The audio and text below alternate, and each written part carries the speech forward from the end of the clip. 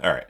So today we're going to do a little bit of QuakeC stuff, and then we'll do a little bit of Unreal Engine. So some students had trouble with just the basic process of modding Quake again. So I'm going to go through this again really fast. You go into your source code directory, open it up in VS Code. If that context menu doesn't appear there, there is a setting somewhere in here that you can like.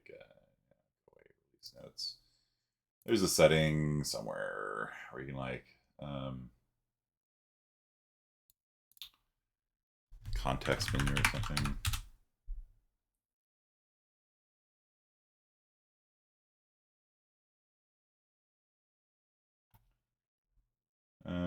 Somewhere right click behavior. I don't know. Like somewhere in there, you can like turn on the context menus for VS Code.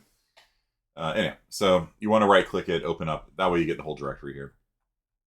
And so let's say I make a mistake. Let's say that I forget to put a semicolon in somewhere, like right here.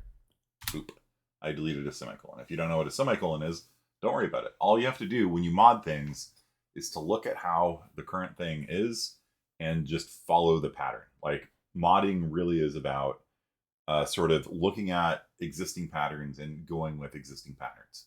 So if they have code that, I don't know, has all this traceint stuff here, you're like, what is all that traceint stuff? But it seems to be saying if it's a dispenser, if it's a sentry gun, like if it's a player, then you can see how they do this kind of stuff. If it's a teammate, you know, if the traceint is a teammate with myself and team play is on, or we're in co-op mode, then do something. So anyway, so I broke this code. I didn't follow the pattern with having a semicolon at the end, whatever that means. You know, if you've never coded before, probably doesn't mean anything to you, but to C++ programmers like me, we're used to semicolons at the end. So what you have to do is after you, step one, edit your code. Step two, type make.bat or run make.bat technically. And what happens is you get something like this. You get error, expected a semicolon, found sound. And that's on line 567. Okay. And so if you go into here, you can see on line 567, it says sound. Now the problem is not on line 567. The line is actually on the previous line. And that's because it doesn't know where exactly the semicolon was supposed to be. So whenever you get a line error message like that, you need to kind of like look around a little bit and then fix it. So I fixed it. Come into here, double click on make.bat again, and you'll see this is what it looks like when everything works correctly. The files vanish. You can then run the server, double click launch server. If the server is already open, then you do like map and change the map or something like that. Anytime you change the map, it will reload the mod. So every time you save the mod, you make the mod, you reload the map on the server, and then you run the client. And actually, I don't know why I'm running it right now. I didn't change anything. So you can see my frame rate is dipping. So one of the students did a flamethrower shotgun, which I think looks pretty cool. So we're going to show you guys how to do that real fast. Let me just move the window here over to the right. Okay.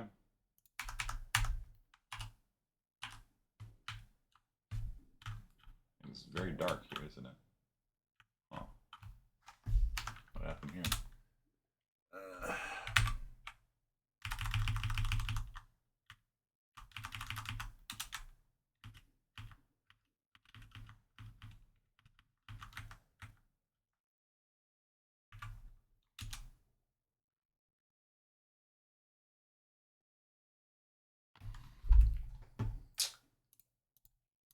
Oh, so switch maps.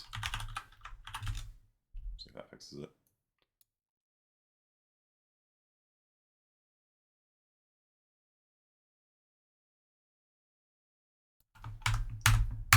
There we go. I don't know what's going on with that last one.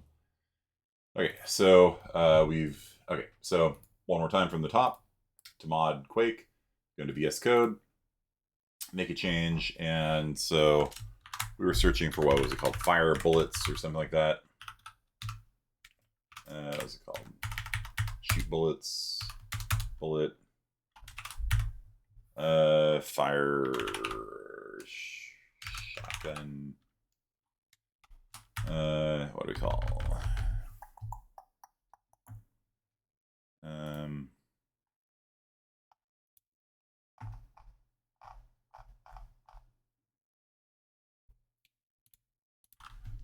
Fire bullets without an underscore. There we go. We're going to come into here, and we are going to just put in one line of code here called W fire flame. This is a call to something that will shoot a flamethrower, basically. Maybe we want to put this into like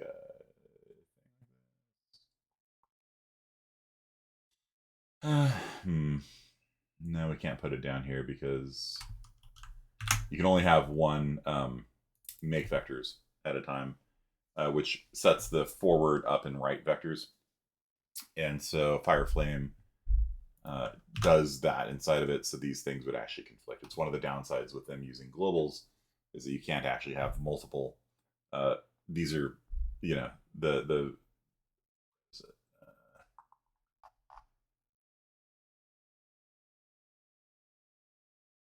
you know, v right, things like that. Those are global variables, and so only one of them can be set at a time.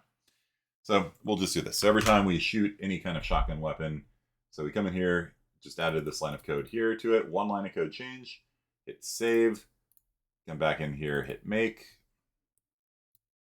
come into the server. This is the workflow map to Fort 5R, or whatever map you want to load, it doesn't matter. You'll see on the client, it's just reloading. It reloads the mod, and then we can go into, like, I don't know, the, let's make this a little bigger. There we go. Heavy weapons guy. And every time we shoot the shotgun now, a little bolt of flame comes out. Kind of cool, right?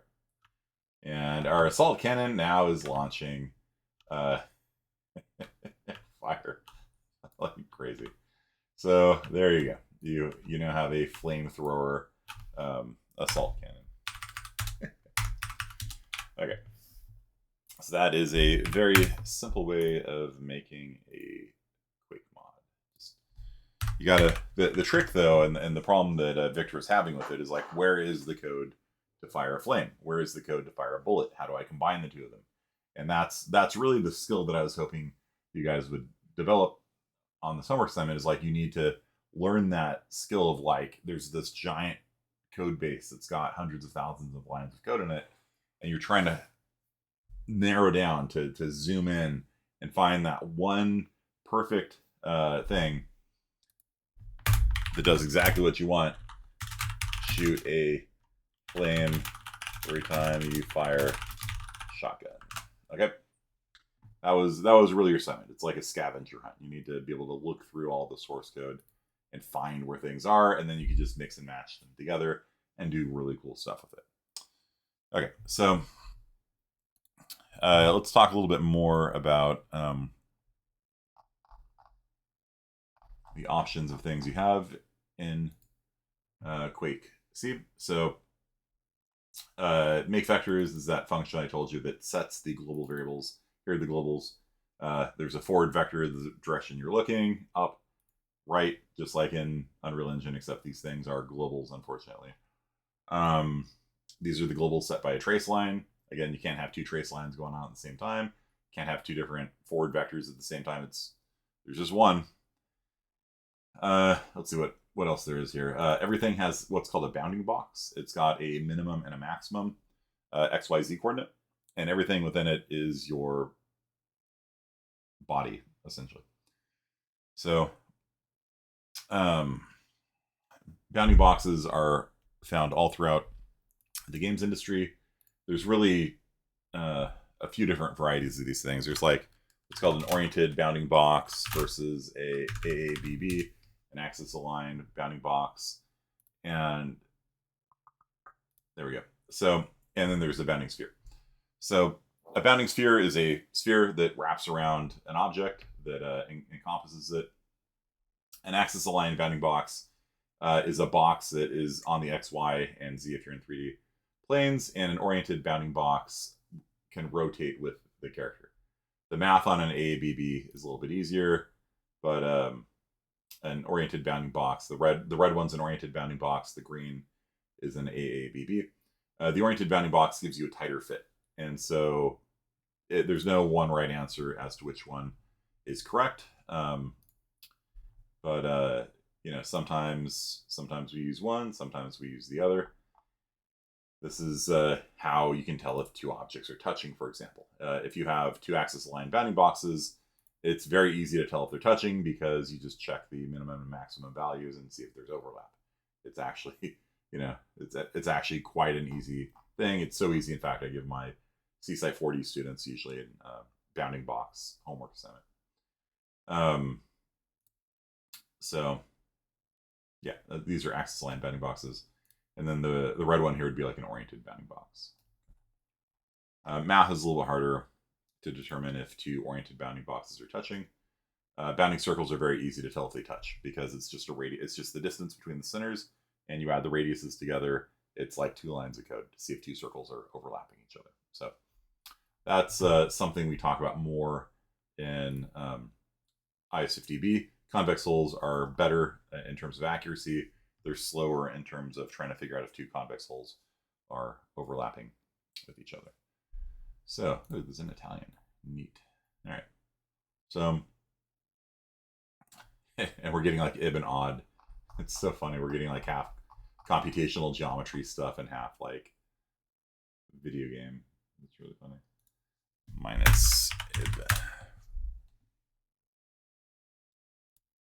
And so there's all sorts of different collisions that take place. Line versus box, box versus box, circle versus circle, circle versus box, line versus circle. And there's math behind each one.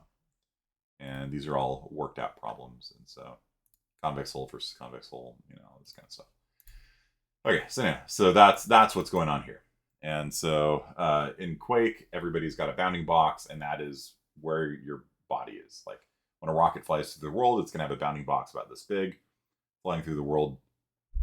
And if that bounding box overlaps another bounding box, you have a collision.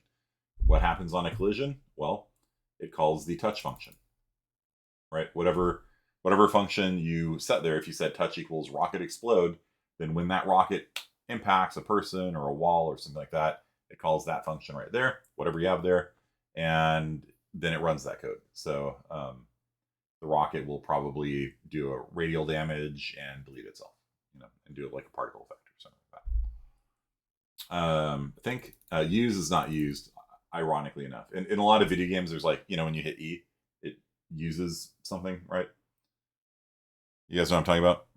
Samantha, Raymond, Dustin, Victor. Like, you normally hit the E key or like whatever it is on a controller, like X usually, and it uses something. So Quake was actually designed with the ability to use objects, and they ended up getting rid of it. And so when you walk up to a door, it just opens. They just use a touch function basically. There's no it's all in the engine. It just use is just not used anywhere. So E or F, yeah, press F to pay respects, right? So if people were using use, then if you hit use on something, it would call whatever function they had set for it. And that also is just what we call a callback, where when something happens, do something. It's not used though. So I think we've talked about before, that is the function that gets called. If you say set next thing equal to time plus 5, in 5 seconds, it calls that function right there. Everybody's got health. That's your hit points. That's your score. That's your current weapon. If different buttons are held down, so you can check to see if the user is holding down the left mouse button, the use button, which isn't used for anything, the space key, jump.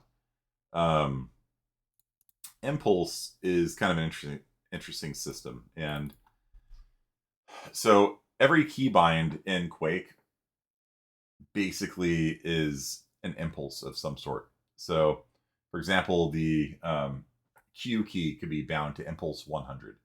The P key could be bound to impulse 50. And you don't see that ever when you're doing your key bindings and things like that. It's always like bind space to jump and bind I to IED and things like that. But under the hood, all of those keys are just generating an integer. Like I is bound to 50 or something like that. And then inside of weapons.qc,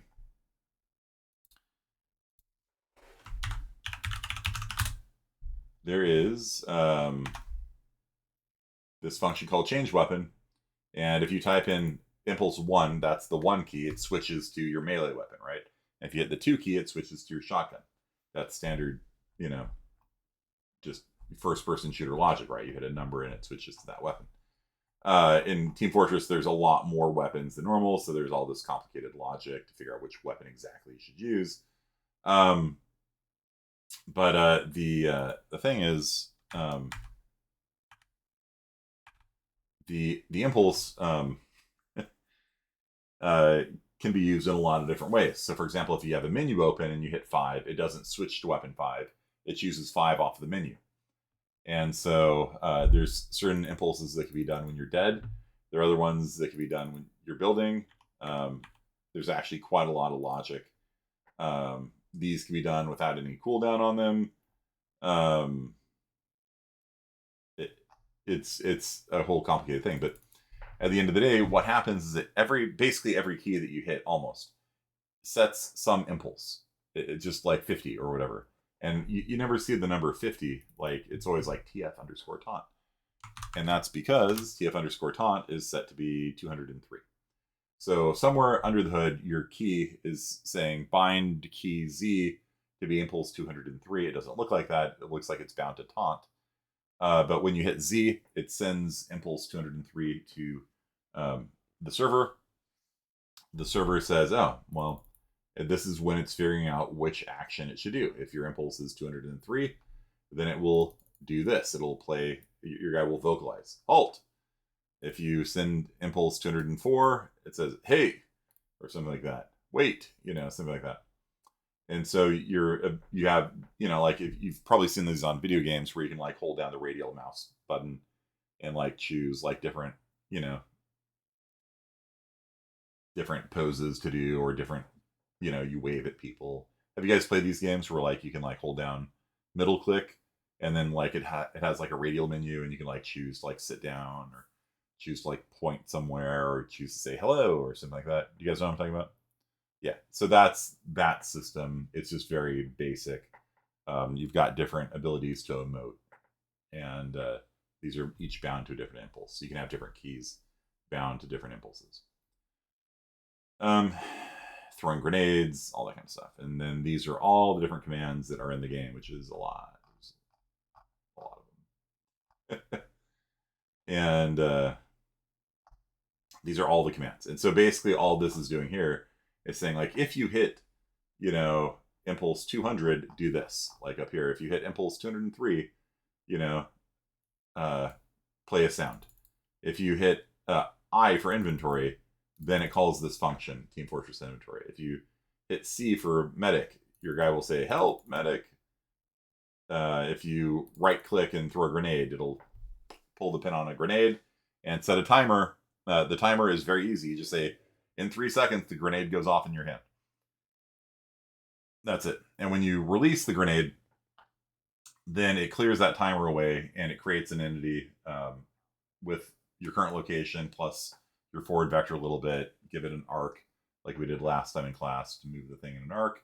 And the grenade's time it has until it explodes is based on how long you've pulled the pin out. So you can actually cook grenades. You can pull the pin and it goes off in 3 seconds.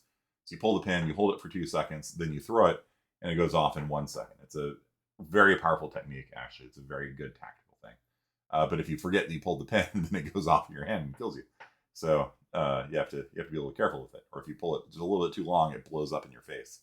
So, but if you know what you're doing, you pull the pin, time it just right, and you can throw it like 10 yards, and it just goes off in midair on top of somebody, which is really, really cool stuff. And I wish more video games would allow that, because it's actually a really good high skill kind of thing to do. All right, so coming back into defs.qc, so that's what impulse is. Impulse holds the current key that was hit. This is your view angle. That's the direction you're looking through the world. that usually gets passed to make vectors to give you the forward vector, the right vector, and the up vector. If you go back over into here, you'll see that it passes in, your view angle all over the place. It just shows up everywhere. So basically the direction you're looking, you pass the direction you're looking to make vectors, and it translates that into a forward vector, a right vector, and an up vector. It does the linear algebra for you, so you don't have to do it. Then you get a unit vector, which is called b forward, and then you multiply it by 64, you get 64 inches. So this is basically drawing a 64-inch line to see if you are near a wall. And if you are, then near a wall is set to true. And that's probably used for dolphining up out of the water. Let's see, where are we?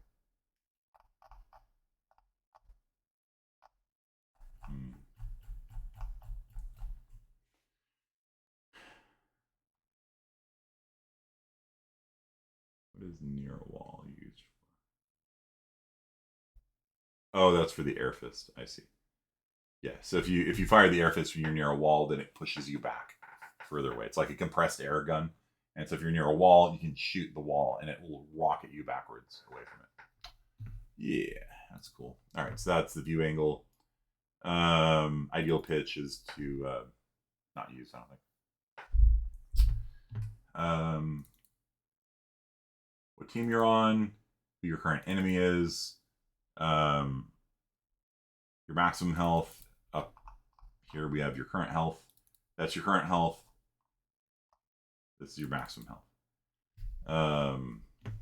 What kind of armor you're wearing? Is it yellow, green, or red armor?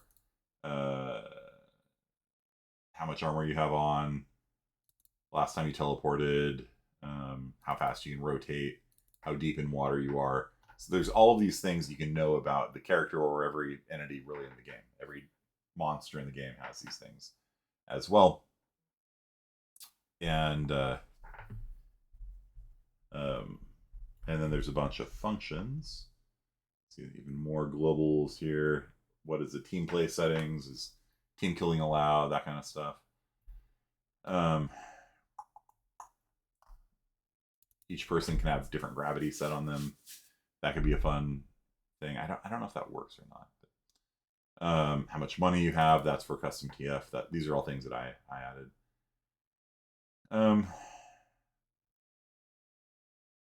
These are all for animation kinds of things, and when power-ups end and things like that. Okay, here are the built-in functions, and so this is kind of what I wanted to talk about today for QuakeC. So this is ultimately the list of everything you can do in the game. Okay, this is the list of functions that is exposed to you from the server. And so make vectors we just showed you. You pass in a view angle, and it sets the global variables. This sets your location. This sets the model. And if you want to make a new model, you can do so in Blender. There is a MDL. That's the format we use in Quake. There's an MDL export plugin, so you can make a new, I don't know, cup of joy coffee in Blender, export it to MDL format. To get it going in Quake, you need to first pre-cache the model, and then you can call set model. So you can spawn a new entity, set its model to be the cup of joy.mdl, and then you'll have a cup of joy in Quake. Simple as that. Set size sets the bounding box. That's what I just showed you guys earlier, those AABBs. Everybody's got a bounding box that is basically where you are solid. Cup of joy in Quake, you can do it. You can make that happen. Make the magic happen, man. Random returns a number from 0 to 1.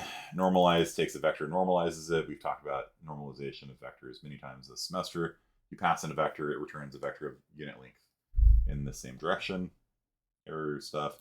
This is the distance or the vector length formula. So you pass in a vector and it gives you how big the vector is. And so between normalize and vector len, those are kind of the two separate components of every vector you care about. The direction it's pointing and its magnitude, right? Like I commit evil with direction and magnitude, right? That's what a vector is. Direction comes from normalize, and magnitude comes from vector len. Vector dia tells you the rotation of, like, if a vector is pointing this way, how to rotate that way. Spawn creates a new entity, so that's how you make any projectile weapon, anything honestly. A timer everything in the game is just an actor, or what we call entities in Quake. And so if you want to make a grenade, you call spawn, and it makes a blank entity that is not drawn in the world. So if you want to make something that wants to be drawn in the world, you have to give it a model, you have to give it an origin. You know, that's about it actually for it to be drawn in the world. But if you want to collide with things, you have to call set size on it. If you want to delete something, you call it remove. You have to pre-cache a model before you can use it. So you can Control Shift F, pre-cache model. You can see how that works. So basically in the Quake directory, there is, inside a Fortress, there is a progs directory. Progs does not stand for programs. It stands for models. I'm not sure why. I don't know. They're called progs. They just are. So if you want to have beer in Quake, there you go. There's beer.model. There's swords. There's armor. There's a ton of models that come with the release. And there's sub-directories as well, I believe. So yeah, there's a one-man clan models as well. So you can organize your progs, whatever they're called that, I don't know. You can organize them into folders and stuff like that. But basically, you have to pre-cache a model, then you can set the model on something. And so the beer model. Yeah. So the reason for that is because all the pre-cache things do is that when you load a level, it has a list of everything that needs to be loaded at load time. And so every sound has to be pre-cached. And so the game has a list of all the sounds that need to be loaded. It's got a list of all the models that need to be loaded. And it loads them and has them all in RAM ready to go. So there's no loading screens or loading times in the game. If you don't have a missing sound or model and you connect to a server, the server actually sends you a list of everything you need. If you're like, oh, I don't have beer model, the server's like, would you like it? Your client's like, yes, I would. And so it'll actually download on the fly any missing assets you have, which is a really cool system. And I wish more games worked that way. Mostly these days, if you connect to a game, you don't have the mod installed, like you can't play it. But in Quake, any sound or model you're missing, anything that you actually need is the client, because the client doesn't run any code. It will just download to you. And so you connect to a server. You've never played on that server before. It's like, doop, doop, doop, doop, doop, doop, doop. Okay, you're in. It's pretty cool. Stuff command is kind of hilarious. You pick a client and you give them a string, and they execute that string. So if you want them to disconnect from your server, you can tell them to type quit from the console, and then it automatically types quit for them, and it bails them out of the game. So that's one way you can disconnect somebody from a server. There's a lot of fun to be had with stuff command. Unfortunately, it's not secure, right? So somebody could simply hack their client to just ignore stuff commands from the server, and then they will not quit if you order them to quit. So unfortunately, it's not very useful from a security standpoint. But stuff commands are like if people connect to my server and like it's full, what I'll do is I'll stuff command to them to send them to another server, and so you can have like an overflow server set up. So when they connect, it's like, sorry, server's full, stuff command, connect to this IP address, and bloop, then all the access flow over there. Pretty cool stuff. Find radius we talked about last time. This finds everything around a point in Quake. And if you ever want examples of how this stuff works, Control Shift F with find radius there. And you can just click on any of these examples and you can see find radius. It's got a point, 40-inch radius, and it's going to loop through it. And if any of the things are players or whatever, so you can click on any of these things and see how find radius works. Okay, so you can for anything like this, all these functions here, the list of all functions that are available are in def.qc. But there's examples of them all throughout the code, so you don't have to like remember like what did Kearney say, like it takes like an origin and a radius or something like that, and it returns a list of some sort. You don't have to know. You don't have to know anything to mod. That's why modding is awesome. That's what I've been trying to convey to you guys, is you just have to develop that sense of curiosity, that sense of exploration. And just be like, there's something in there that does something resembling what I want to do. There's code in there to make a grenade go off. I don't want a grenade to go off. I want a cow to explode. So, like the exploding cow, you find the code for a grenade and you modify it to make the exploding cow do the same thing as grenade, maybe with a bigger radius, maybe with an anguished moo or something. This is how you print things to the console. It's like our print string kind of stuff. There's a lot of these things So broadcast print, string print. So like in Unreal Engine, we talk about print string and using that to debug.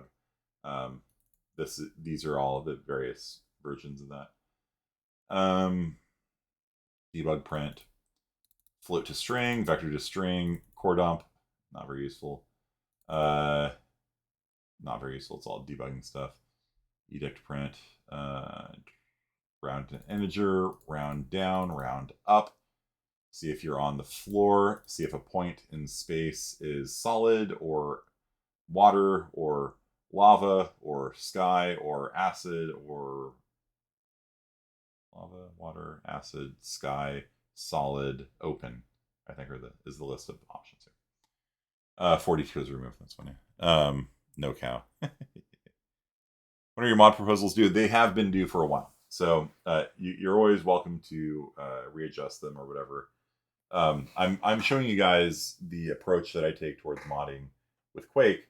It's the same approach you take for Minecraft. You're going to find, if you're going to mod Minecraft, you're going to find somebody that's done something similar to what you've done before, and you modify it. You don't start from scratch. You don't try writing things from scratch, especially when you don't have a lot of skill.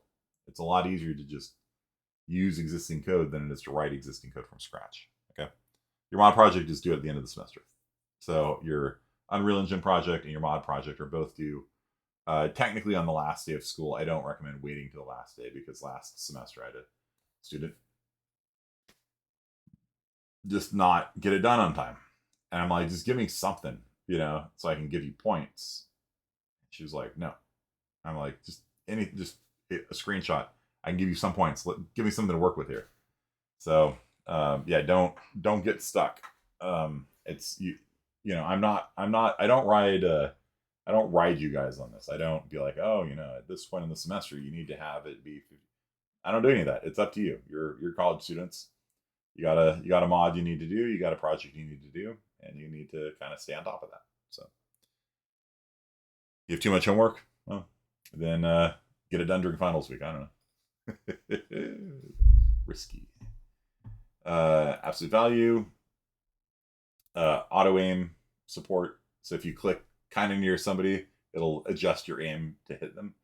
A lot of console games do this. Have you guys ever seen this? Like the reason why you can't have console Overwatch players playing PC Overwatch players, it's because on console they do auto aiming. It's like if you're near hitting something, the bullet hits them. A lot of games do this. Are you guys familiar with this concept? Especially in console, where the mouse is a great interface option for aiming. The little thumbsticks. I know people that are pretty good at aiming with these things. These things are not precision devices, right? Because they are constant velocity devices, right? The mouse represents position in space. Wherever I move my hand to is the position in space. This represents move right at a certain speed, move left at a certain speed. And that's just not able to do some move like that as quickly because it's very fast and it's 0, right? To exactly the number of pixels that I need to move it to. Yeah, aim assist. So this has aim assist. This gives you the server variables. So when you launch the server, there is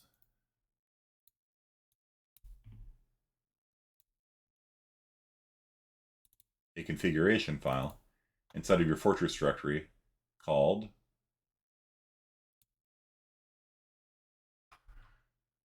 cpserver.config, I guess is one of them.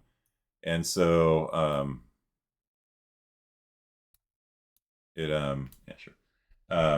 has all sorts of configuration options here, like how often the server reboots itself. Every 3 days it reboots itself in case it has any memory leaks or something. Different maps for the map rotation. Is water, can you see through water, yes or no? What map it should default to, and you can do things like this, server info N1. And so there's a command you can do that server defaults. So there's a bunch of things like local infos and server infos where you can set options for the game. So for example, you can turn off storms and earthquakes. You can type in your email. You can set how much money there is. So these are all configuration parameters. And so you can put these into a .cfg file. These things are executed automatically. And then if you want to get the values, you can do info key or cvar. Where is info key, info key, info key?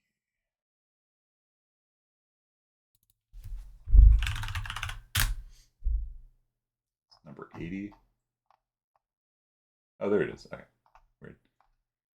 There's cvar, there's info key. And so that will give you the information about, server information, stuff like that. So you can get like that's how like you can set like Jello water to be on. You say local info J space on, and then you can write code that says, you pass in the world here, and you type in J, give me the value of the variable called J, and it'll return a string saying on. And if it's on, then you turn Jello water on. If it's not, you don't.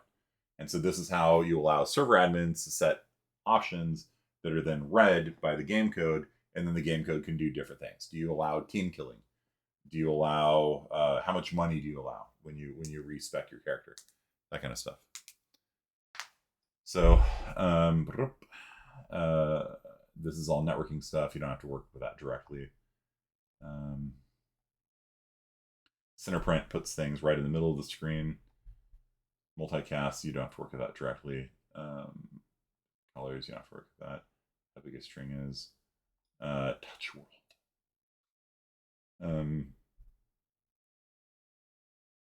These are all variables that the Team Fortress software people created. And whenever you see something like this, like wherever you see like .float, that means that every entity in the world has that variable. So if you make a grenade has a job. If you make a demon has a .job variable on it. If you make a sentry gun, the sentry gun has a variable holding true or false. Is it setting a det pack right now? If you make a timer that prints your name 5 times a second, it has a .cheat check variable to see if it has been cheat checked properly. It is not what you might call efficient with memory. All of these member variables that you see here are on every entity in the world. That said, Quake runs on about 32 megs of RAM, so I think it's fine. I don't think it's actually too giant a criticism. It can run on 32 megs, not 32 gigs, 32 megs of RAM. I think this looks a little weird, but it actually works pretty well. And this actually works better than like a lot of like inheritance-based systems and things like that, where some objects will have some things and some things don't.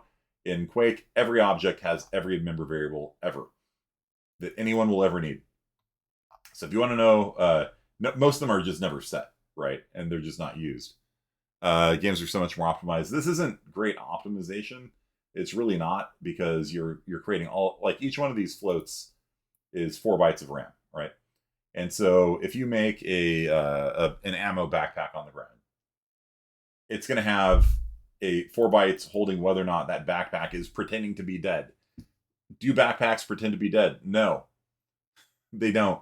It's wasted memory. Is that backpack able to set a det pack? No, it can't. Is it unable to spy? Yeah, probably. But it's all of these things are just 0. How many grenades? Like how many?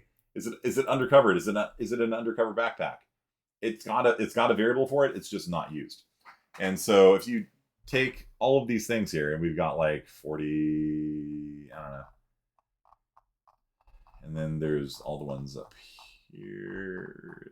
It's probably a couple hundred. I don't know, maybe like 200. So you're talking about like 800 bytes of wasted RAM per entity.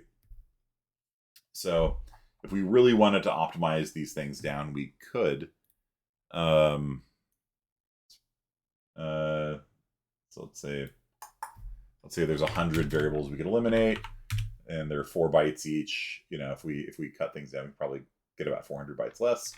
And there's a maximum of like 382 entities in the world. So you're talking about we could shave down our memory costs by like 152 kilobytes of RAM. Like we are talking big savings here, people. Big savings.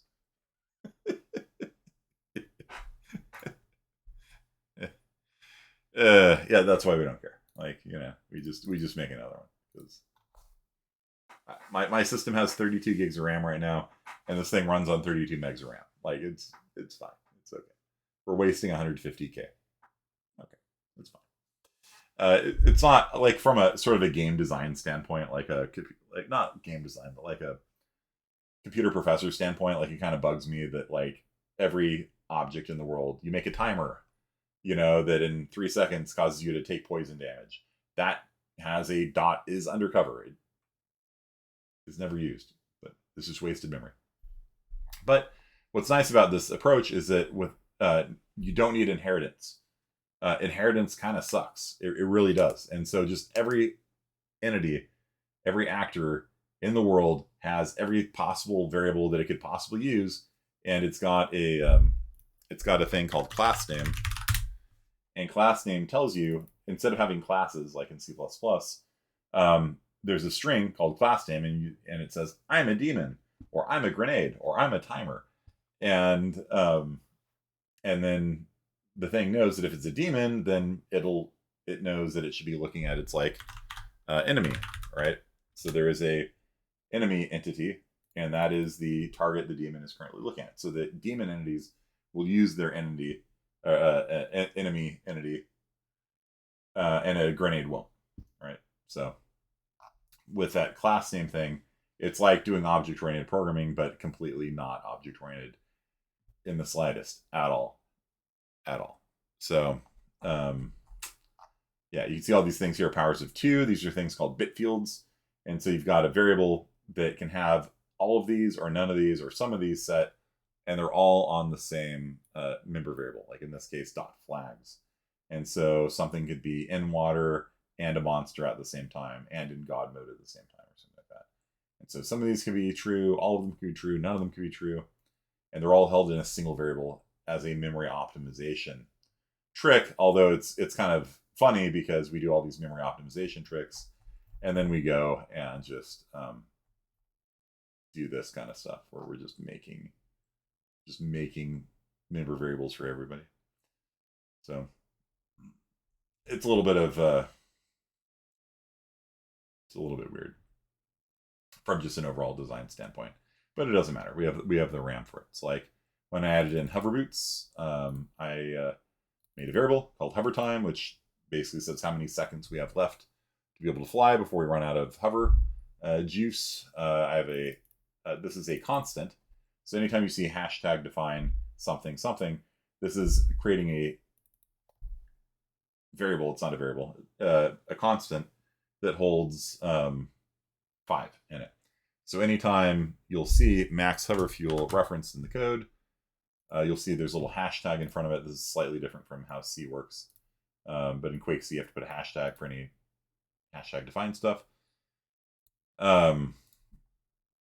Then you don't have to put 5 in all of these places. Instead, all of them just use that same thing here. And so if I were to change this to like 10, now all those instances of where I used hover fuel now have a 10 there instead of a 5. And so this is really good design. You can sit there and you can tweak values in def.qc to make a mod. You really can, because there's so much stuff in def.qc. You want to change how much money you start with? You think 10,000 is not enough? You want to start with 20,000? Done. There you go. It's a one-line mod, right?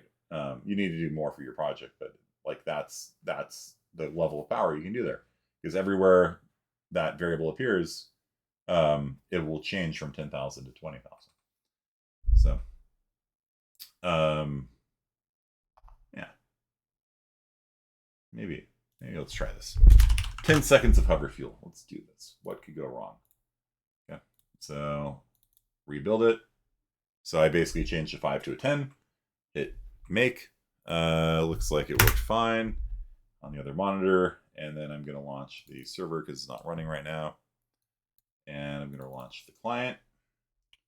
And then we can talk about Overwatch, because the people at Blizzard were big fans of Team Fortress. And they liked it so much, they actually built in a Team Fortress mod for StarCraft. Like, StarCraft actually shipped with one mod, or maybe 2 mods, but I think just one mod.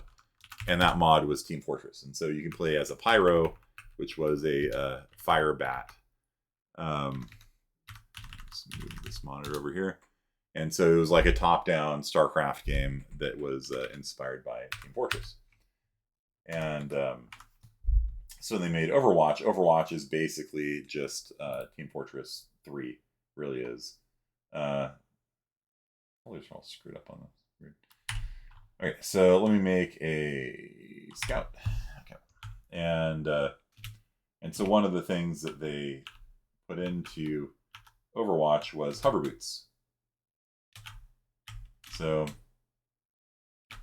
if you've ever played Pharah in Overwatch, it's basically my hover boots.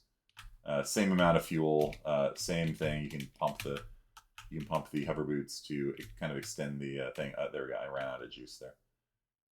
So if I'm out of juice. Okay, so it's going to take a while for it to recover. There we go.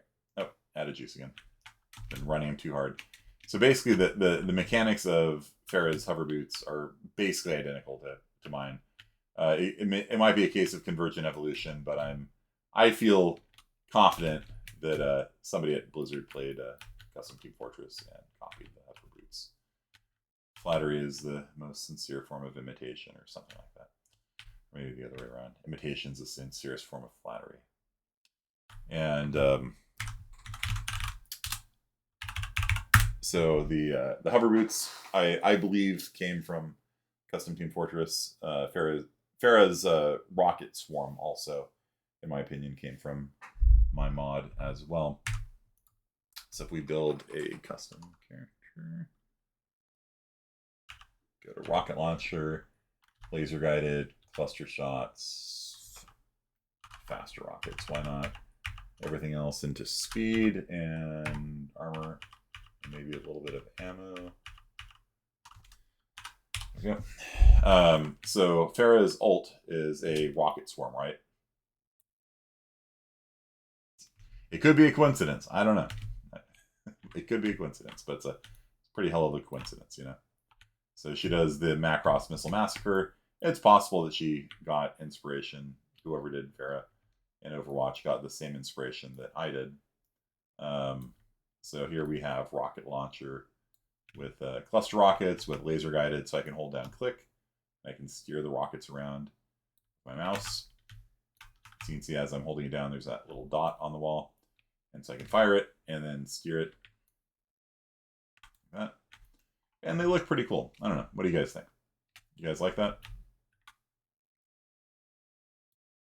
It's sort of a high point of my computer science career when I got the rocket swarm to work right the first time. I wrote the whole thing start to finish in one go, and they worked right the first time, and I was like, what? That's it.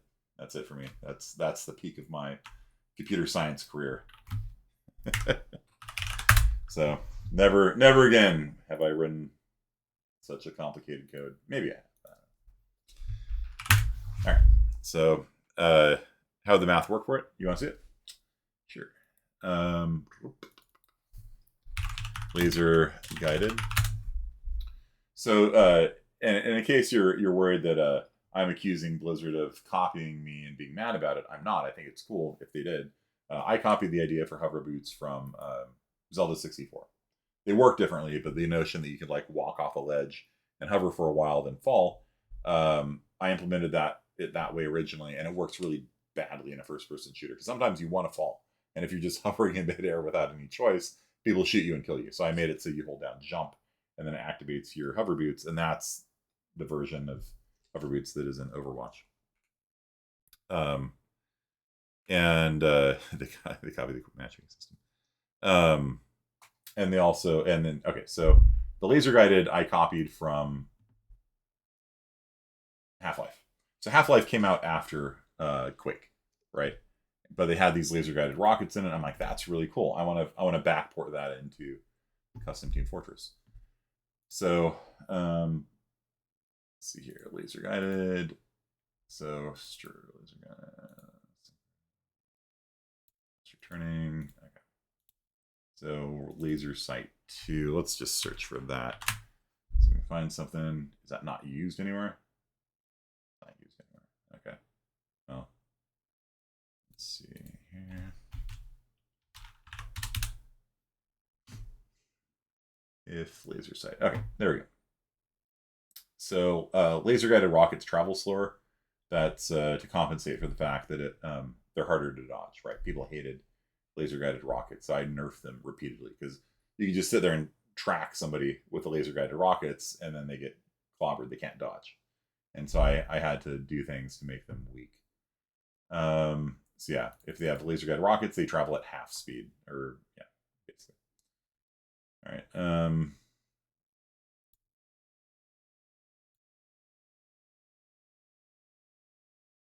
There. So here is the code, Bencourt, to how I track a dot. So this whole thing here, I wrote in one take. This whole thing was written in one pass. I wrote the entire thing in one pass and worked correctly the first time, which, yeah, that I was just like, that is the pinnacle of my computer science career right there. I will never do this ever again in my life.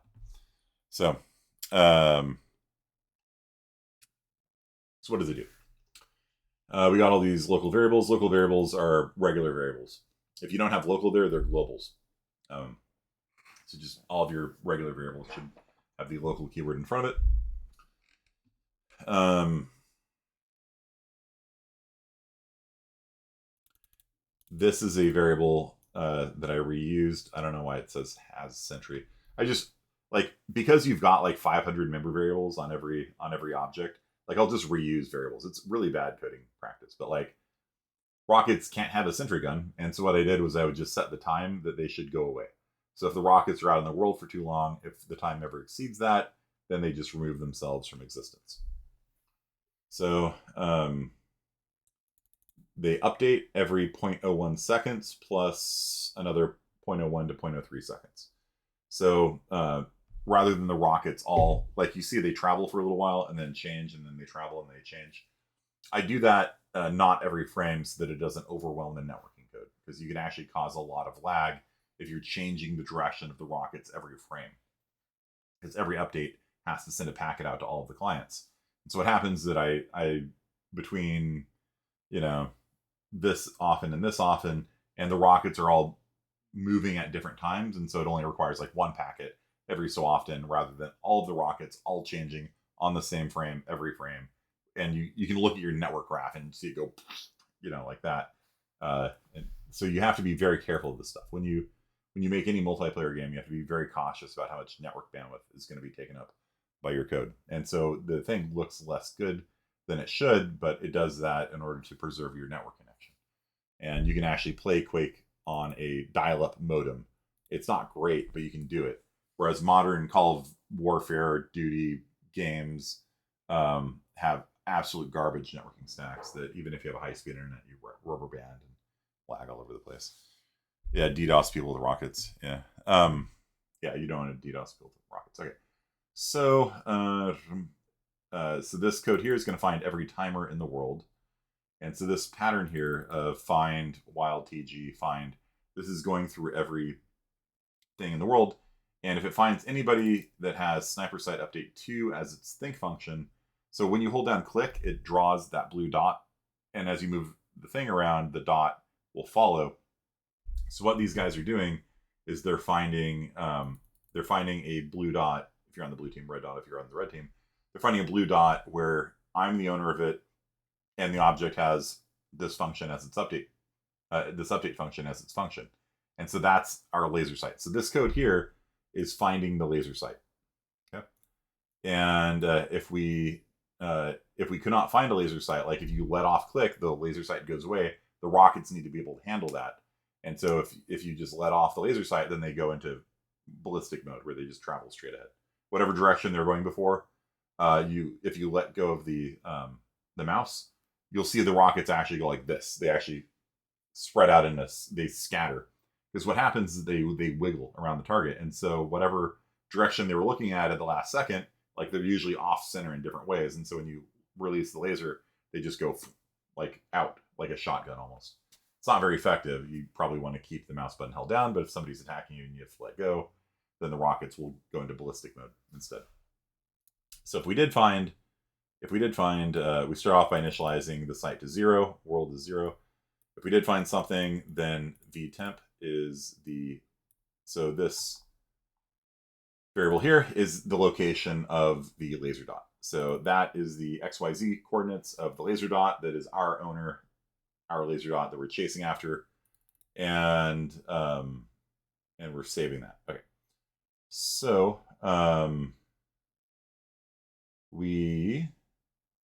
if we are heat sinking, else if let's ignore the heat seeking code for now and come down to here, because heat seeking code, it'll actually lock onto objects that are radiating heat.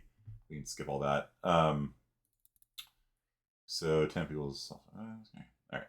So this is the displacement vector. So this is the vtemp is the target, the laser dot, our origin. We create a displacement vector pointing from, remember, the 2 is the first one, subtract out ours. This gives us a vector pointing towards the target. And we normalize it to get the direction. So this is a unit vector pointing in the direction of the laser. We convert this back to angles, and we are going, and that tells us which direction our rocket should be pointed in.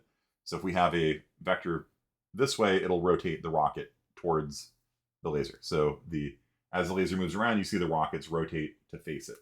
Because before, if you don't have that in there, like the rockets are going to come out sideways and fly through the world sideways, which looks really bad.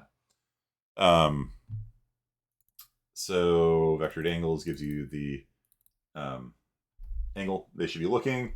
Angle mod is there's a weird bug where, like, if you look down, the rockets come out pointed up. For some reason, the coordinate had to be flipped. I don't know why. That might have actually been a bug in the original version. Yeah, these things were added in later, I think. These weren't part of the original patch, but either way. So make vectors is the direction direction the rocket should be pointed in. We get the right vector, right? We have a forward, a right, and an up. We make vectors and we save that. So we call make vectors and we save it. And then we make vectors on the direction we're currently looking. And so what this is doing is saying, what direction are we currently looking? Which direction should we be looking? And if the cross product is negative, then return. So if the laser ever moves behind the player or behind the rocket, so the rocket has like a 180-degree cone of vision. And if the laser ever moves behind the rocket can't see it anymore. And so it just returns and it stops locking on. Now if you move the laser back in front of it, it'll pick it up again. But if you move the laser behind the rocket's like, I can't see anything, man. And it doesn't have any godlike ability to know that the laser dot is behind it. So you can actually break the laser lock on, which I'm very proud of. Like, it works really nicely. It feels really good. Because it's weird, like when you shoot a rocket and you point the laser at your feet and the thing loops around and comes back to you. It feels weird because it shouldn't be able to see it, And so this code here is basically cross-producting the right vector of the way we should be going and the current way that we are looking. And if you get a negative off that, then it's behind you, basically. A little linear algebra up in there. You could also use dot product for the same thing. If you get a negative dot product, then it's behind you. Okay, then so let's say the rocket's going this way and we've moved the laser dot like a little bit off to the side, then it needs to rotate towards the target. It does not instantly point towards the target. It will curve towards the target because it has a slow yaw rate. So the rockets can't turn on a dime, and that's deliberate because if they could turn instantly fast, then you could just kill everybody with them because people can't escape the laser dot, The rockets will just go thump and kill them. And so the rockets have a radius that they turn on. And so if you're clever, you can see the rockets coming in. You could run at them off to the side, and the rockets are like, no, and they like have to do this big turning radius to like come back after you. And in the meantime, you're shooting the guy, guiding the rockets, right? So they have to rotate towards the target. They don't instantly do it. They have a certain angular velocity. Some of them can turn more quickly than others. Some of them travel more quickly than others. This is their linear velocity. This is your angular velocity. No, actually, sorry. That's just it spinning. It spins in place. Sorry. That's the thing that slowly rotates it towards the target. This just spins to look cool. If we have cluster rockets, then the cluster rockets move slower. That's the Macross missile swarm that I showed you that is Pharah's ult now in Overwatch. And then we add, this is how, so if you saw how those rockets were kind of like weaving like that, which I'm very proud of, it's this. And so basically we know what direction we should be traveling in, and then we add a little bit of randomness to it. So the direction it's going is this, and then we'll randomly wiggle it up and down and left and right a little bit. So we'll take its right vector and add random. Random is a number from 0 to 1. Subtract -5, so that gives you a number from -5 to +5. We multiply that by the right vector, and so it's going to wiggle us to the right. It'll wiggle us to the left, and then we do the same for up. So that'll wiggle us up, wiggle us down. So we have all these, rockets, and they're going to be randomly, like if here's the target, they're going to be kind of going at it, but a little bit off. And so that creates that cool effect where the rockets are kind of doing this thing as they're sort of randomly jittering around the goal. And they can't ever get too far off either. They won't just like randomly fly off, because it's always at the target plus or minus 20 degrees or something like that, you know? And so they kind of have this while always homing in on the target. If you have laser and heat seeking, they travel even slower. If you bought the faster rockets upgrade, this is a bitwise and operation. If you bought the faster rockets, then the velocity goes up by 20%. Final angle equals self-set angles, and it does vector angles, self-set velocity, and so that points the rocket in the direction it's going. So that is the laser code, the laser guided rocket code. So it will, like, the upshot is that it is grabbing the location of the laser point, and then it is going to point itself at it with that. So that's the destination. This is my origin. Make a vector pointing at it, and then it'll jitter around that direction. So that direction there is going to get, let's see, vector angles, self angles, vector angles temp, a temp, make vectors a temp. Okay, yeah. So it's going to jitter its way towards the target, and that creates that cool little effect. So that is it's basically our lecture for today, I think. So Bencourt, what do you think they should do for their next project with Quake?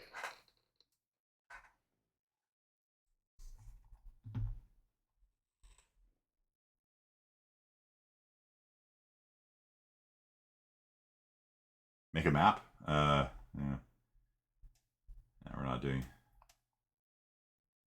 We haven't showed them how to do that. Kiwi corner. A lot of globals too. A lot, even more. Look at all these things. Dot float, dot float, dot float, dot float. Every single grenade has a Teamster home. Every single grenade has a broadcast. Every single grenade has a goal activation. There's so many member variables. All these globals. Kind of hurts me a little bit as a computer science professor. What do you think, Samantha? What do you think is doable, given your skill level? Do you have to do a Quake homework assignment? I guess not.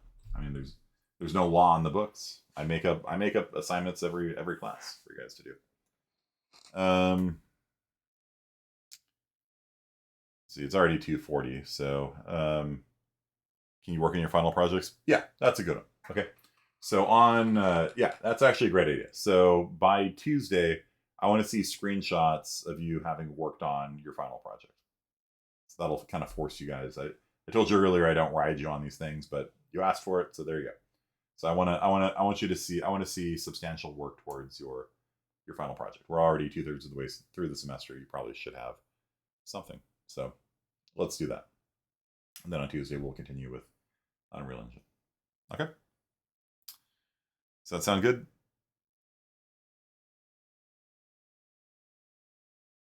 Aight. Cool. Well, I hope you guys understand a little bit better what's going on kind of under the hood when you're talking about, you know, Quake and things like that. So I guess honestly that's chill. Yeah, it's yeah, it's fine. If it's gonna force you guys to work on your projects though, so you don't get obliterated in finals week, I'm all for it. So I want to see some screenshots. I want to see some work in progress. It doesn't have to be done, obviously, but I want to see something substantial. So like I said, we're 2/3 of the way done. So let me see something on your Unreal project. Okay. You're going to change the game you want to mod too. Sure. Just resubmit the proposal so I know what you're working on. If you're going to change it. Minecraft costs money. Yeah, it's fair.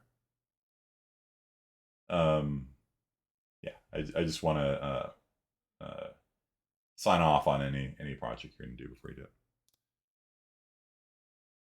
Okay. Sounds good, you guys.